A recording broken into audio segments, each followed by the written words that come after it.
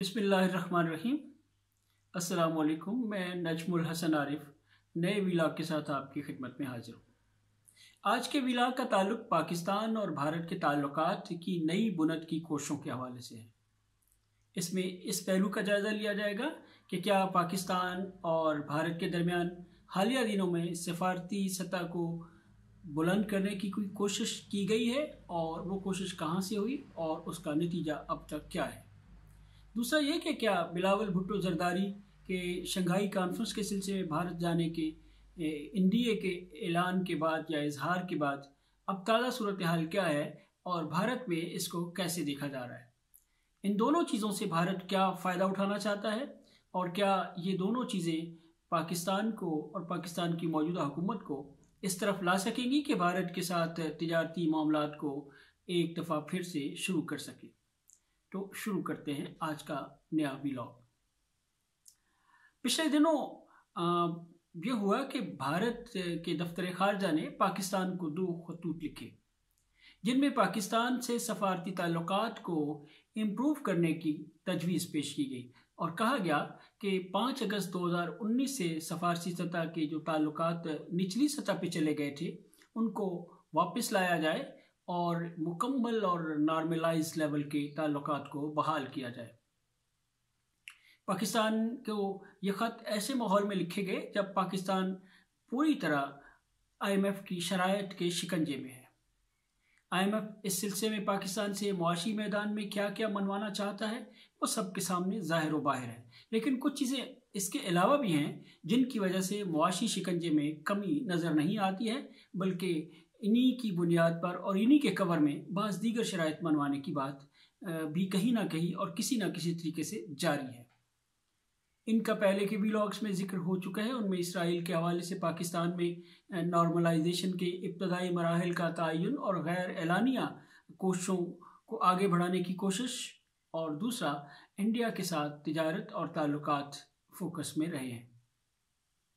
अब की बार इसी माहौल में जबकि पाकिस्तान में मईशत बुरी तरह पामाल है, आम आदमी की ज़िंदगी अजीरन है और इम्कानात मुआशी बहाली के न होने के बराबर नज़र आते हैं, तो इंडिया ने भी इस मौके को अपने लिए बेहतर जाना है। इंडिया की तरफ से 2 खतूत में कहा गया कि पाकिस्तान के साथ सफारती सतह के ताल्लुकात हाई कमीशन भेजने और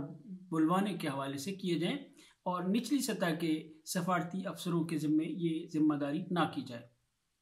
लेकिन हुकूमती ज़राए का दावा है कि पाकिस्तान की मौजूदा हुक्मरान इत्तेहाद की हुकूमत ने फ़िलहाल इस भारतीय ख्वाहिश को रद्द कर दिया है और शर्त ये रखी है कि भारत पहले 5 अगस्त 2019 से पहले वाली कश्मीर की पोजीशन को बहाल करे और अपने ही आइन के आर्टिकल 370 के तहत जो उसने नामुनासिब और गैर मतलूब कोशिश की थी और जिसे मुतनाज़ा आलमी सतह पर भी तस्लीम किया गया था उसको वापस ले, ताकि पाकिस्तान कश्मीर के मसले का तस्फिया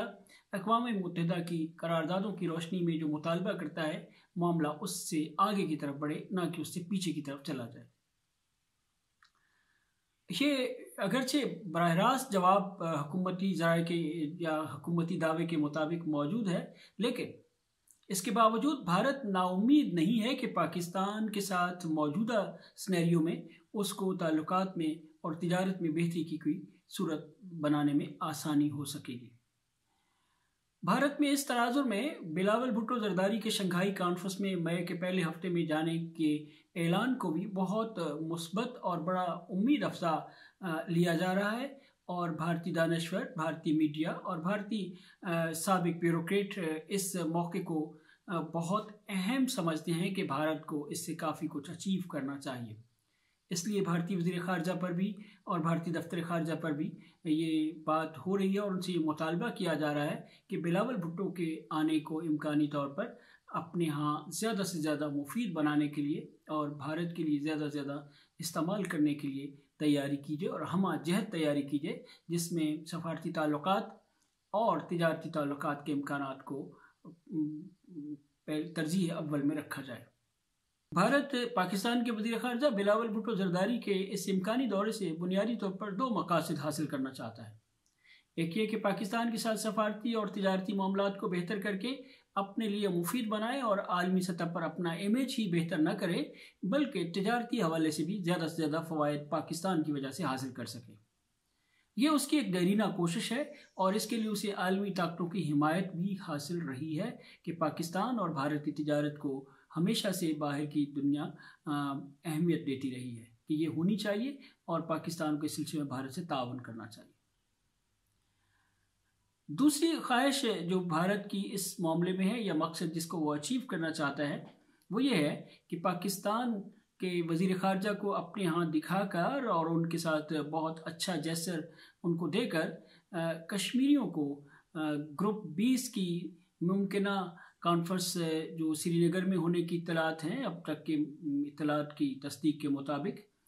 उस सिलसिले में कश्मीरियों को एक ख़ास मैसेज दे सके कि कश्मीर का मामला 5 अगस्त 2019 को जहाँ पर भारत लेकर आया था, मामला अब उससे काफ़ी आगे बढ़ चुका है और जो बातें दरून खाना और इंकशाफात और इस तरह की खुफिया गुफ्तगुओं के हवाले से सामने आते हैं, अब मामला उससे कहीं आगे है और भारत ने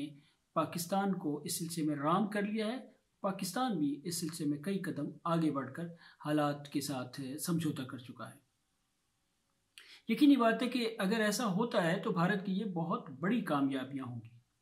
लेकिन इस सूरत हाल को भांपते हुए पाकिस्तान में एक दफ़ा फिर एक नई सोच उभरना शुरू हुई है और ये काबीना की सतह पर वज़ीर दिफा ख्वाजा आसिफ ने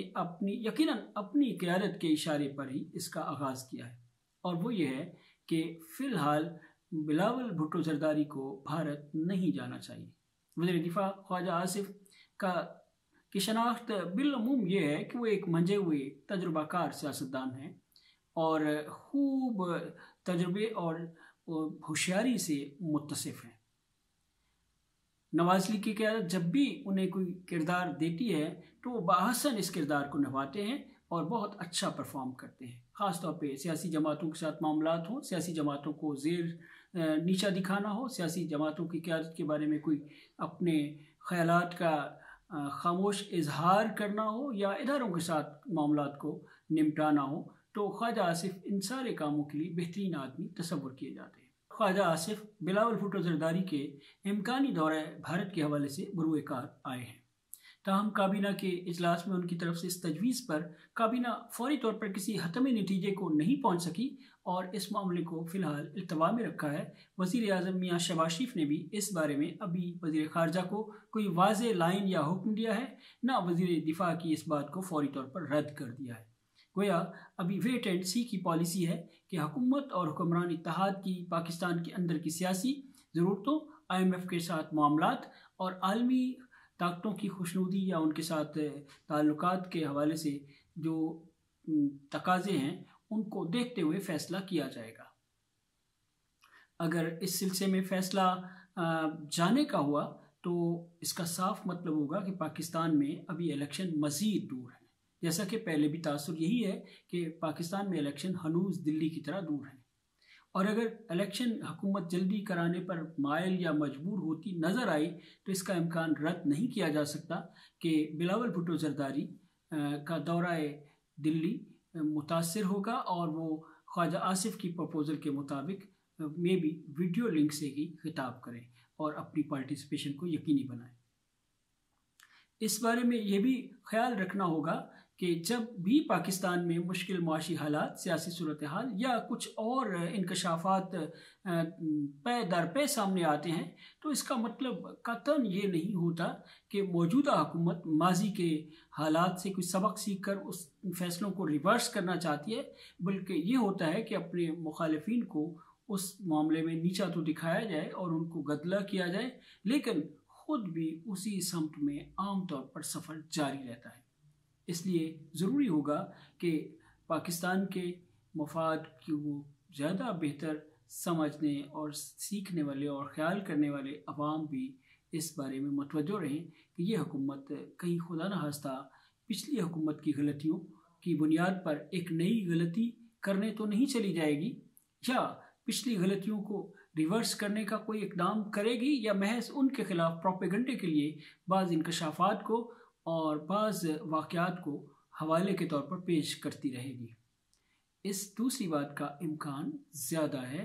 लेकिन फिर भी हमें ख्याल रखना होगा और देखना होगा कि हुकूमत किस समत में जाती है। आज के व्लॉग के लिए इतना ही। इंशाअल्लाह अगले व्लॉग के साथ फिर मुलाकात होगी। अल्लाह हाफिज़।